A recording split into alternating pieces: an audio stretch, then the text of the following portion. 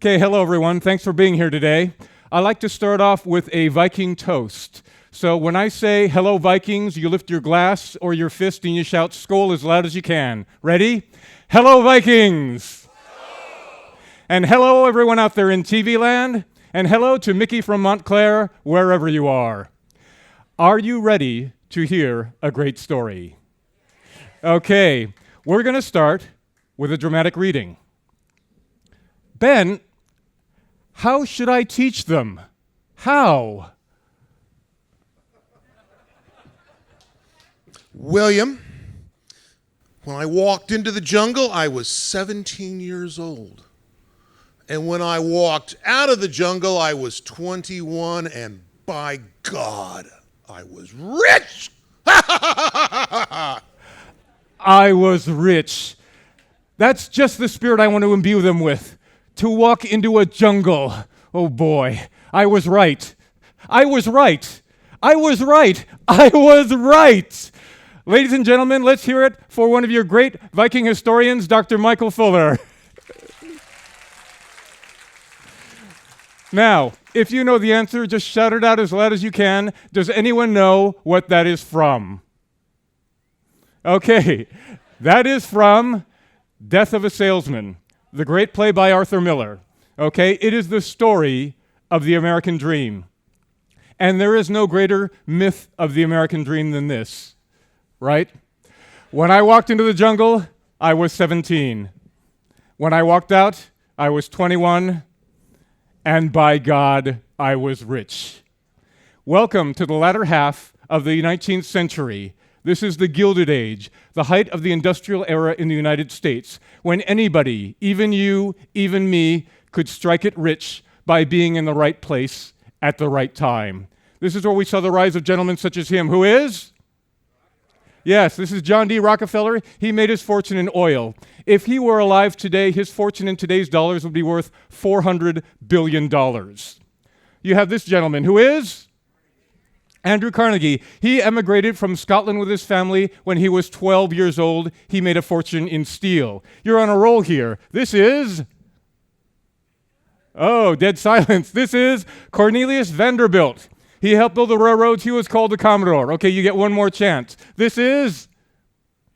Yes, this is J.P. Morgan. He founded, of course, finance, and he had the first company that had a market cap of $1 billion. But as rich as these gentlemen were, they do not match that great myth of the man who walks into the jungle. For that, we have to turn to this gentleman. His story is not exactly the one from Death of a Salesman, but it is very similar. Okay? When he came to Costa Rica, he had $40,000. When he left, he had $30 million, and by God, he was rich. The name of this gentleman is Minor Cooper Keith. You may never have heard of him, but today we're going to tell his story and the story of Costa Rica. So let's start. Welcome to Central America, and welcome to Costa Rica, where we're going to be cruising to. Okay? Costa Rica is about 20,000 square miles, roughly the size of Switzerland. Today, it has a per capita income of about $18,000 per person. If you compare that with the United States, we have a per capita of about $65,000, so you can see that Costa Rica is relatively poor compared with the United States. Today, their main industries are pharmaceuticals, financial outsourcing, software development, and ecotourism, which is how we're helping their economy, right? Okay, but it wasn't always like that. So what we're going to do is we're going to explore a brief history of Costa Rica. The first indigenes came up from probably South America about 10,000 years before Common Era. Can anybody tell me who the first European was who visited Costa Rica? Okay, it was Christopher Columbus. He came here on his second voyage. He stopped on one of the islands off Costa Rica to repair his ship. At that time, it was called La Huerta. He renamed it Isla Uvita. And just recently, a few years back, they have renamed it back to the old indigene name, Kiribati. Okay? But Columbus also named the mainland. He named the mainland after all the gold he found the natives with. He called it Costa Rica, which means rich coast. What Columbus did not know is that all these natives had traded for gold from other countries. Costa Rica has no gold. This is one of the worst named countries in history. okay? But Costa Rica became a part of the emerging Spanish Empire. You're going to see it moving around here as a little green dot, okay? It is part of the Captaincy General of Guatemala of New Spain. The Viceroyalty of New Spain was kind of like a state in the New World. A Captaincy General is like a district underneath a state. And so that's what Costa Rica was known as. But it had a problem. Unlike a lot of the other New World, there was not a whole lot in Costa Rica. As I mentioned, there was no gold there. There was actually not much of anything. It was remote, sparsely populated. It was all rainforest and jungle. The only industry was agriculture, but most of the indigenes died off from European diseases, and they never brought African slaves over there because it's basically a dense jungle and rainforest. So the Spaniards themselves did not want to do manual labor, stoop to that, so there were no great land holdings. There were no riches in Costa Rica. In fact, the colonists there could not even trade with the other states down below because that was Portugal, and Spain was not dealing with Portugal. So as the governor of New Spain said, Costa Rica is the poorest and most miserable Spanish colony in all America. Now, after a while, Costa Rica did break away from New Spain. Basically, when Mexico claimed its independence during the Mexican War of Independence, that was actually a series of small wars. What happened? Well, Spain was invaded by Napoleon, and they had no time or attention to concentrate on the New World. And so all these colonies over in the New World said, great, we're going to declare our independence, including Mexico. And so Costa Rica stopped being part of the Spanish Empire. You can see it moving around there. And it now became part of the great Mexican Empire. This is the Mexican Empire at its height, when it spread from Costa Rica way down in the south, all the way up to California in the north. So what happened here? One of the first Mexican rulers was this gentleman, Agustin de Iturbide. He declared himself Emperor of Mexico. But there was a problem. You see, Spain always said that after Napoleon, they were going to come back and reclaim their colonies. And so none of the European empires would recognize Mexican independence. That severely crippled the country. There was a lot of infighting. Iturbide was overthrown. He ended up being arrested and executed, and that was the end of the Spanish Empire. So the surviving countries in Central America tried forming another conglomerate because of strength in numbers. They called themselves the Federal Republic of Central America. Again, Costa Rica was part of that, but this soon devolved into infighting, bloody battles, wars, and finally, all the leaders of Central America threw up their hands and say, fine, anybody who wants to leave, you can leave. And so at that point, Costa Rica declared its independence in 1838 and became an independent country as we know it pretty much with the borders that we have today. Now, at this time after independence, one of the first presidents was this gentleman Thomas Guardia. He ruled with an iron fist, but he did it for the good of his country. He severely taxed people, increased debts, but he did it in order to build schools, to increase their exports, to try and build an economy. And President Guardia had a vision and a dream. He envisioned a national railway through Costa Rica. Okay, why is this important? Because at this point in time, there was no steamship service from the United States or from any part of the world to any point in Central America. It was truly a dark continent, absolutely remote. There was probably no inhabited spot on Earth more isolated. These republics were cut off not only by sea, but also by barriers or pestilential lands, which the natives dreaded to cross and which the outside world could not enter.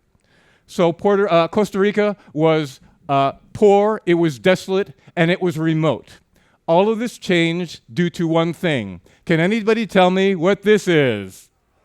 That is coffee, yes. Costa Rica discovered coffee. This was the first thing that it produced that anybody else in the world cared about. Coffee was introduced at the beginning of the 1800s. By about a third of the way through the century, they had enough they were starting to export to other places in Central and South America. By about the middle of the century, they were exporting to England, and England was getting Costa Rican coffee. So they built quite an empire. They were exporting about 100,000 quintals. A quintal is about 100 pounds of coffee. So how did that affect Costa Rica? Let's look at a map here. Okay, this is a map of Costa Rica's population at the time. The areas in blue, nobody lives in. It's rainforest, it's jungle, it's mountains, it's canyons, it's uninhabitable. Roughly about half the population lived in these green areas, which were kind of arable, they were kind of habitable, but half of the population of the entire country resided in that little yellow spot directly in the middle. Let's zoom in on that and see what that is. If you imagine Costa Rica as a gigantic mountain in the middle, in kind of like the crater of the volcano, it's not a volcano, but if you imagine the crater of that volcano, the central mesa, that's where all the people lived. That's because that's where the coffee could grow. So these people lived in kind of like the hole of the donut, in a fishbowl surrounded by mountains, very hard to get out to the coast. But this is where all the major cities arose: Alajuela, Heredia, San Jose, the capital, and Cartago. At this point in time, there was only one major city on any coast, and that was Punta Arenas. Okay? Punta Arenas, anything coming in and out of Costa Rica, anybody coming in and out of Costa Rica had to go through Punta Arenas. That was the only civilized spot on the coast. In fact, it was 60 miles from San Jose as the crow flies. It was a lot longer trying to navigate through the land. It wasn't until the middle of the 1800s that they finally built a road. And by road, I'm using that term very loosely. It was more like a burro trail through the mud. Now, they actually tried building a railroad from Punta Arenas. They made it about 9 miles to Barranca. It was very narrow, and it could barely fit across that peninsula. It was not a success. It was not even a powered locomotive. It was powered by 2 burros. In fact, as one journalist said, an unhappy mule is the locomotive, and it is indeed a sad thing to see. Nobody uses it except the crippled, the lazy, the sick, and the blind. The Spanish word for railroad is ferrocarril. They jokingly called it el burro carril. So that was a failure, okay? But you'll notice that there is a fundamental problem with this map. Does anybody see what it is? Where are the major markets for coffee? They are Britain and the United States. How do you get to them? Through the Caribbean Sea and the Atlantic Ocean. The port is on the wrong side of the country. So they actually tried establishing another port on the eastern side called Puerto Limón. We know it today as Limón. I use the term port very generously. It is a port in as much as it is a thing that is on the coast, but that is about all it is. Okay, so when we talk about Guardia's dream of building a railroad, what he wants to do is connect this central mesa in the middle, in the fishbowl, with Puerto Limón over here on the east coast where there is no road. All he has to do is get over this and get through this. Easy, right? Okay, so he's got this dream of building a national railroad through the middle of nowhere. How is he going to do it? President Guardia hires this man, Henry Meigs. Henry Meigs is an American. He is famous for fleeing San Francisco after he passed a bunch of bad checks. He found his way down to South America, where he did make his fortune. He built one of the first railroads in Chile. He built one of the first railroads in Peru at 14,000 feet. It was quite an achievement to do that. And so he became rich and famous in South America. He became known as Don Enrique, or basically King Henry. And so he knew railroads, especially in that part of the world, like nobody else. And so he was hired and contracted to build a railway in Costa Rica.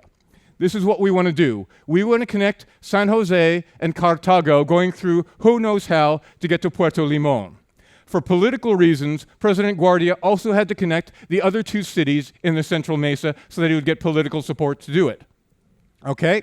The contract is to construct a narrow gauge railway through these 4 cities. It is going to be about 79 miles. The materials are to be of the highest quality, and you're going to have to use laborers from abroad, because in Costa Rica, all you've got are a bunch of coffee farmers. They don't know anything about building a railroad. Okay? They want to begin work in 1871, complete the task in 3 years, and the budget is going to be about 1.6 million pounds. That's about $266 million in today's money. How are you going to take a country that basically has no money and build a railroad? Well, this is what President Guardia did.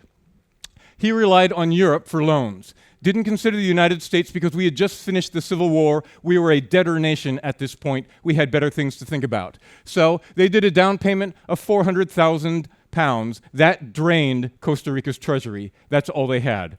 About half a billion pounds or £500,000 they were going to get from loans from European banks.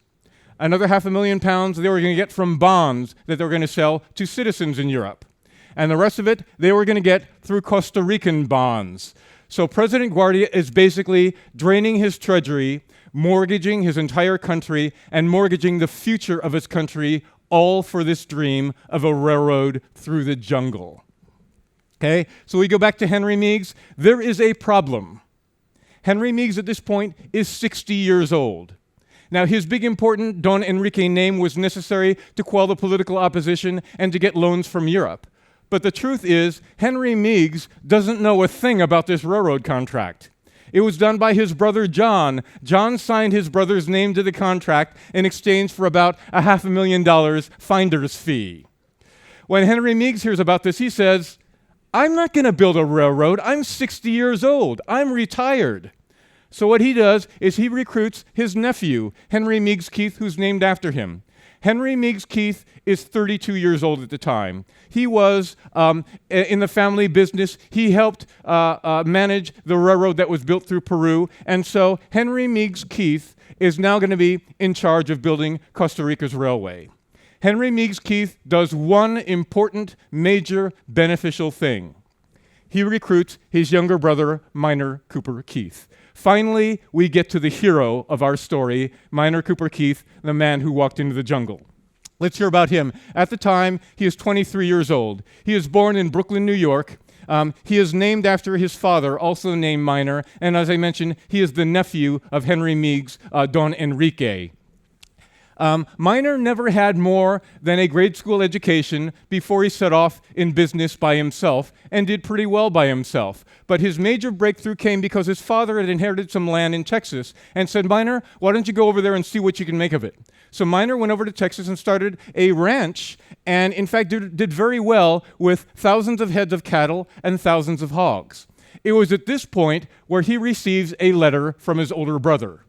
As Minor tells it, he told me that I would make more money in Costa Rica in 3 years than I could make in Texas all my life. Perhaps there was a railroad tinge in my family blood. I went. So Minor comes down to Central America and Costa Rica. How did he get there? There is no steamship service to Costa Rica. He's got to take a steamship down to Panama.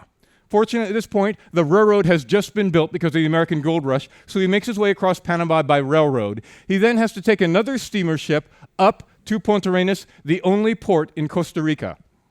From Punta Arenas, he goes down that narrow little burro trail and gets up the mountain into San Jose. And from San Jose, he has to make his way through no roads, through the jungle and the wilderness, down to Puerto Limon, extremely dangerous and time-consuming. In fact, there is a saying in Costa Rica at this time, a man who makes the trip to the Caribbean coast once is a hero. He who makes it a second time is a fool. So, welcome to Costa Rica, Minor Cooper Keith. Okay? He brings his $40,000 that he got from selling his ranch in Texas, and his older brother commissions him with setting up a commissariat, basically a company store, to feed all the railroad workers that are going to be there. Okay? Now, keep in mind that Puerto Limon has nothing. They have to build everything that is going to go there for infrastructure. The pier, the machine shops, the factories, even the sewage system. And again, Minor Cooper Keith's job is to get supplies, food, to feed all the railroad workers. Well, here in Central America, as somebody says, there was not a pound of fresh beef to be had, not a single fresh vegetable, not an ounce of ice to combat the satanic heat. All was jungle, snakes, scorpions, monkeys, and mosquitoes. That's the situation that Minor Cooper Keith finds himself in, and his job is to start up a commissariat. So on that, the railroad building begins. In October of 1871, they start in Alajuela. Shortly after that, they start simultaneously in Puerto Limon. They want to start on opposite sides and meet in the middle. It takes months, but they finally get their first half mile out of Alajuela. Keep in mind, anything they want to bring up there, they have to bring by burro all the way up from Punta Arenas. Anything they're starting from Puerto Limon, where they start their first mile, they have to bring all the way across the country. This is grueling. Finally, after a couple of months into the following year, they connect the city down to San Jose, and continuing on, they finally connect all four cities, Alajuela, Heredia, San Jose, and Cartago. During the course of this, they lug up the first locomotive. up that mountain. Limon number 1. The thing weighs 20 tons. They have to bring it up through ox cart, and it makes its first run on the rails. Now, what do you think the natives thought? Keep in mind, they don't know machinery. They're coffee farmers living in the middle of the jungle. Okay? They said the first time one appeared to them, the fright was great. The machine which advanced without need of oxen, which threw out smoke and hot water, must be of the devil himself. And at its sight, many crossed themselves. They had to convince them to get on the thing and ride it because they thought it was going to take them straight to hell. Okay? Now, during this time, we've got the two brothers, Minor Cooper Keith and his older brother, Henry Meigs Keith. Their fortunes are going to go in vastly different directions. Minor Cooper takes his $40,000. He's a self-taught entrepreneur. He's going to parlay that into an export business. He starts exporting wood, coconuts, tortoise shells. He builds franchises all over Central America, even into South America. He's doing very well. In fact, he is the man who first brings banana plants from Panama into Costa Rica. Okay? Meanwhile, what about his brother, Henry Meigs, who is in charge of the railroad? Well, he's not having such good luck. He's in the third year of his contract, and he's constructed about 30 miles of railroad, all the easy parts, all through the flat parts. As you remember, the entire contract was supposed to take 3 years. Well, in 3 years, something absolutely amazing happens. You know by now, he runs out of money. And the government can no longer make payments for the loans or pay any of the workers. So what does Henry Meigs Keith does? He did the same thing that his uncle did. He put on his hat and he skedaddles out of there. Okay? So what did he accomplish during that time? He had completed about 40.5 miles of railway. He went, again, connecting all 4 of these cities. That's the easy part. It's all flat up there. He was able to build from Puerto Limon. He was able to connect all the way to Matina, again, a flat part. He got this done, but he spent all of the money just to get that far. Now, you don't need to know a whole lot about railroads to know that you've got one section here, and you've got one section here, and they are not connected. You do not have much of a railroad.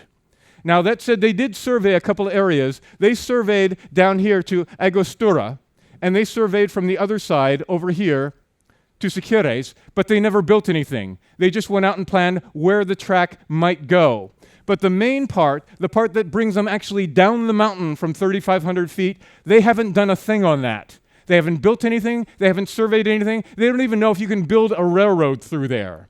So this is the state that Henry Keith leaves things in when he puts on his hat, takes his money, and runs. So needless to say, his departure causes a scandal. The U.S. ambassador to Costa Rica said Keith is a man of no responsibility whatsoever. President Guardia said he's a man of straw put forward by his uncle. The name Keith is tarnished all over Costa Rica. Now, the very last thing that Henry Meigs does before he leaves is he delegates everything to his younger brother, Minor. That's basically like driving your car into a ditch, handing over the steering wheel and say, okay, now you drive. Even more amazing than that, Minor decides that he's going to stay in Costa Rica and manage this railroad. Why does he do that? Well, as one of the railroad executives said, Mr. Keith told me that he was leaving Costa Rica to undertake more important projects in other countries.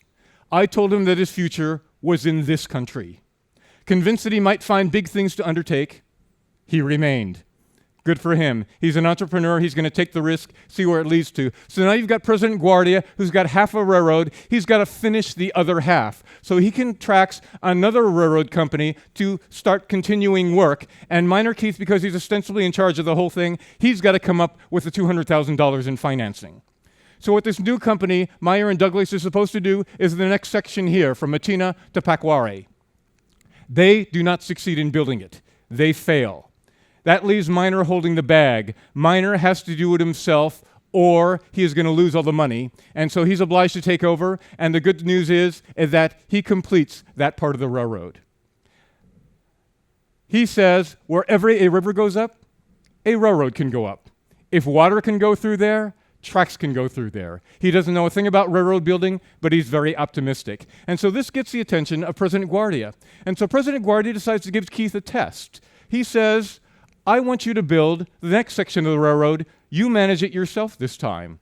That is what Keith decides to do. He secures $75,000 from a rich benefactor in Limon. That is this section here, the part between Pacuare and Siquires, which was previously surveyed. This is the first section that Miner is going to try and do managing all himself. He passes it with flying colors. He comes in on time and under budget.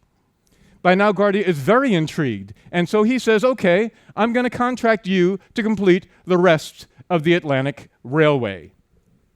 And so this is the contract. They got 30 miles left. The budget is going to be $1.7 million to be completed by the end of 1981 and routed through Costa Rica's most difficult terrain. The easy part has been done. This is a part where you bring it through the jungle and down a mountain.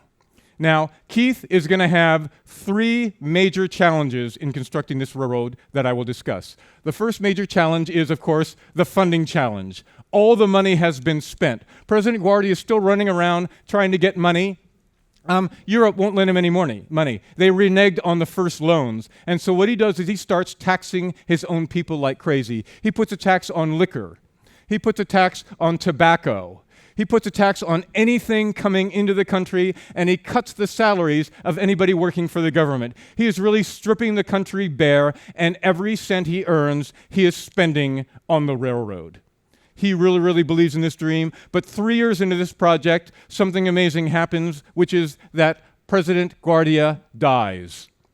So this man who had this dream of a railroad through Costa Rica, the future of the country, he dies before his dream is ever realized. The good news is that his successor, President Fernandez, is deeply interested in continuing this railroad and has discussions for Minor Cooper Keith. And so Keith comes up with a proposal. He says, I will help you negotiate a settlement of Costa Rica's outstanding debt. Not only that, I will form a company to help you complete the railway. And not only that, I will help you get financing for the rest of the project to complete this railway. They sign a contract. At this time, Keith is only 34 years old. Keep in mind, this is a man with about a grade school education. So he spends the next 2 years in Europe negotiating like crazy. He succeeds in getting the English debt from the loan reduced almost in half. How did he do that? He goes to the banks and he says, look, you got a bad loan. You can either get nothing for the loan or you can get half your money back from the loan. Which one do you want? Now, they know that Costa Rica is not bluffing. This country is destitute. And so they settle for half. He goes over to the European bondholders, and he gets them to accept new bonds for about 50% of the value of the old bonds. How does he do that? He says to the bondholders, look, you got these worthless bonds. You can basically get nothing, or you can get half of your value back. Which do you want? They settle for half. He is also able to negotiate additional funds for the rest of the railroad. And the reason he does that is he mortgages the future railroad, which is not even built yet. Even more than that, the liability in the contract is not the country of Costa Rica, it is Keith himself. He is staking his own reputation on his ability to make this happen. He is putting his money where his mouth is. And so he does form a railroad company, the Costa Rica Railway Company, chartered under English laws. It starts out with about 1.8 million pounds, and this is the concession that is going to build the remainder of the railway, and it's going to get a concession to run that railway for the first 99 years, kind of like how the Panama Canal contract was. Okay? So with all the funding underway and a company established, we come up with the second major challenge. Which is the labor challenge, okay? For the first part of the railroad, it took 4,000 workers. That was the easy part. It's going to take a whole lot many more workers in order to get that next part done. But the trouble is, you can't have native labor. They know nothing about building railroads. You're going to have to bring it all over from abroad, and those people are going to have to deal with yellow fever, malaria, dysentery, diseases. But there is another major problem, and that major problem comes in the guise of this man, who is... Okay, this is Ferdinand de Lesseps. Why is he the bad guy of this? Because he has spent the last decade constructing something called the Suez Canal. Right about this point, he begins work on a new project called the Panama Canal.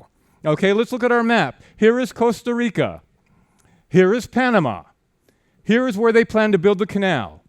If you're an American or a European worker who's going to leave your home and go to this godforsaken wilderness in the middle of Central America to work on either a railroad or a canal, which one are you going to pick?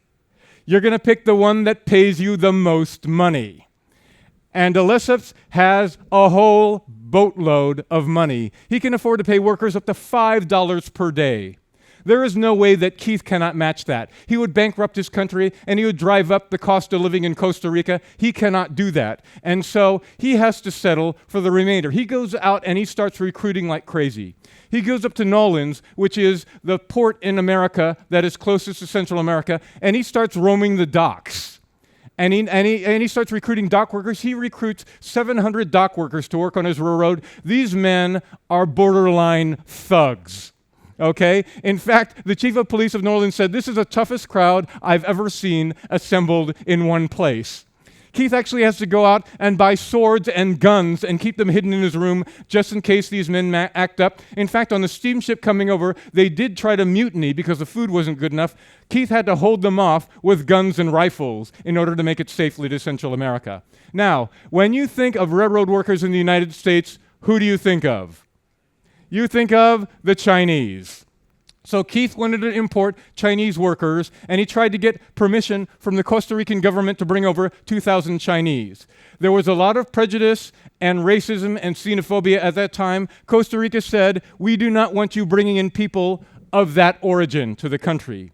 The only way they would allow Keith to bring Asians in is if he paid for shipping them out right after the railroad was done. They didn't want them staying there. In fact, they said, "If you do not pay to have them deported, we will deport them and bill you." So Keith could not afford to bring in 2,000 Chinese. He had to bring in a fraction of that amount. So where else did he turn? He brought in Italians. Italians have constructed railroads in Europe. So he goes over there and he recruits 1,000 workers. He brings 700 over from Piedmont. Within a year, he doubles that, brings over 1,500. What did the Italians contribute to the railroad project? They brought something to Costa Rica that had never happened before in Costa Rica. The Italians staged the first labor strike in Costa Rican history. So much for the Italians. In truth, the best, most reliable workers that Keith got were blacks. Keep in mind that we are in the point of abolition here. Slavery is being eliminated in all the Caribbean islands. You've got all these ex-African slaves who are now looking for meaningful work. So he was able to recruit 1,500 Jamaicans from the West Indies. They didn't want to go back to work in these sugar plantations, so they came over to the railroad. They turned out to be some of the best workers he had. In fact, there was a time when he was still negotiating, the government was unable to make its payroll. Keith sat down the blacks and he said, "Look, I cannot afford to pay you right now, but if you will work on the honor system, I promise to pay you when I get the money." And these 1,500 Jamaicans worked for no pay for 9 months, almost a year, before they got any payment at all. Keith never forgot them. 15 years after the railroad project was done, he went and he tracked down any one of these Jamaicans he could still find who was still alive, and he gave them each a lifetime pension out of gratitude for their work. Okay, at this point in time, something more amazing happens. Ferdinand de Lesseps ceases operations on the Panama Canal. He abandons that project as an abysmal failure. Now you've got all these canal workers in Central America who come over. Keith pays for them to come over out of his own pocket, and they begin work on the railroad. He never has to worry about labor again. So at its height, he now has all these workers, and unlike in Panama, he took care of his workers. He gave them healthy living conditions. He fed them very well. As the newspaper said, the workmen ate heartily and plentifully. They were all contented and healthy, and not a single invalid was to be found. Medicines remained untouched. So at its height, he had all these workers. The next challenge is going to be the terrain challenge. Costa Rica is a rainforest. It rains there all the time. And because of that, what they're trying to build is build a railroad through a swamp. As Keith said in one of his reports, engineers under field tents had to endure storms of 8 days without rest and in peril of their lives. Keep in mind there's no roads, there's no infrastructure. Materials had to be carried on the back, often having to use cables and vines to get cargo and workers across precipices. The engineers and workers had to sleep exposed to the weather, fatigued by thirsts and weariness. This is a grueling, grueling project. This part in red and yellow, slightly surveyed, not surveyed at all, that is the most challenging. The reason it is the most challenging is because you've got this running right through it. The Rio Reventazon, a major river running through Costa Rica. At its good points, it looks like this. Try building a railroad through that. At its bad points, it looks like this. Try building a railroad over that. You get over cliffs, down through valleys, either through the rock or around the rock. It is grueling. And as you recall, Keith's mantra is, where a river goes up, a railroad can go up. He never gave up. He was very optimistic. He said, if this river runs through there, we can bring tracks through there. And so, thanks to its tenacity, they constructed this railroad. They spent 2 years constructing that yellow section through Cartago and Angostura. They spent the following 3 years getting from there down the mountain into Siquirres. Over those cliffs through that river. There were times when Keith himself would lower himself on ropes down the side of a cliff with a pickaxe and show his men how to do it. He was the inspiration. He never asked any of his workers to do anything that he would not do himself. Now, the very, very hardest part was the very last part. That is right here. This is the Rio Burris, the Burris River, which is an offshoot of the Rio Reventazon.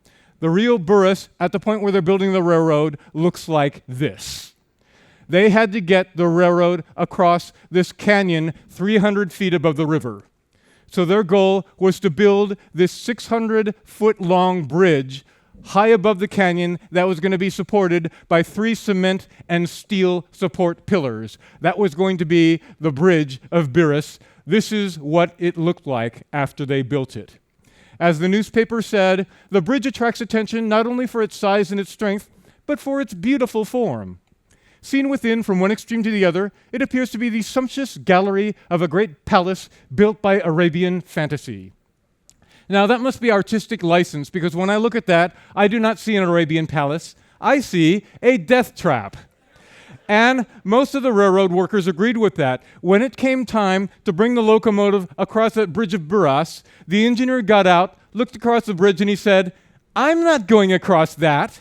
That can't support the weight of a locomotive. We're going to crash and all die." None of the railroad workers or crew would go across that. So finally, Keith himself grabbed an American flag, sat on the cowcatcher, and yelled, "Forward!" When the crew saw that he was willing to risk his own life, they were ashamed of themselves, and so they got back in the train and they rode across. And the rest is history. The train made it safely across the bridge, and so in December of 1890, you had engine number 15, which arrived in San Jose after having departed from Puerto Limon, the first train going all the way from the coast to the capital of Costa Rica through this railroad. It took about another half year for them to clean up the tracks before the thing was formally opened for business. There was a huge celebration. At that celebration, Keith was asked to make a speech. Now, he doesn't speak Spanish, but he did the best he could. This is what he said. I will not even attempt to pronounce it, but if you speak Spanish, you know that this is very bad Spanish. What he said translated is, "Gentlemen, please pardon me. I no be speaker, I be purely worker."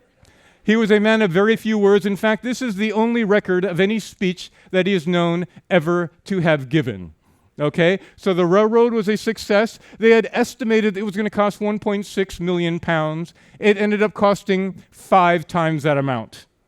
It was supposed to take 3 years to build. It ended up taking an additional 17 years.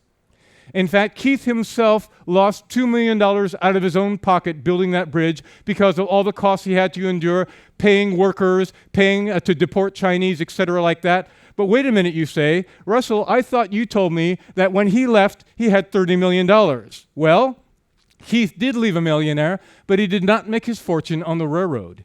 He made his fortune from 2 other decisions he made while building the railroad. For the first one, you have to go way back to when he first arrived in Costa Rica and set up that concession. He was the first one to bring banana plants from Panama to Costa Rica. When he first arrived, the only bananas were this native inferior quality, not suitable for export.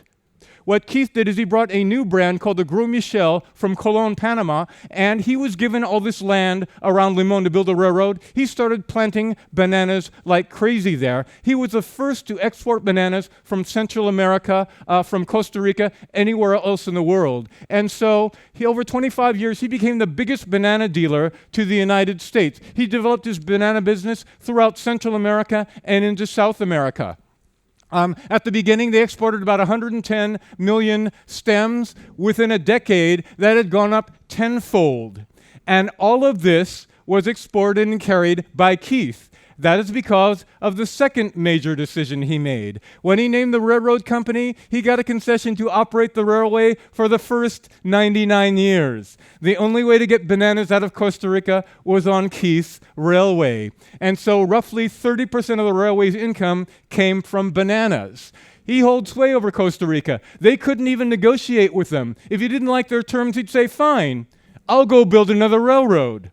And they knew that he would. So they had to pretty much give him everything he wanted.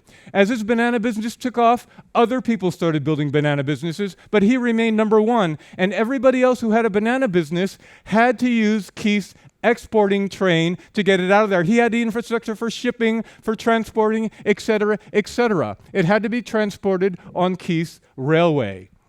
So, as a historian said, by such means were millionaires made at the end of the past century. That is how Keith made his fortune. Now, he did end up merging his banana company with another banana company, and it formed, at the end of the century, the United Fruit Company. Now, you probably know the United Fruit Company by its other name, which is Chiquita Bananas. Yes, Minor Cooper Keith is one of the founders of Chiquita Bananas, which we still have today. That's how famous he was. That's how big his banana empire became.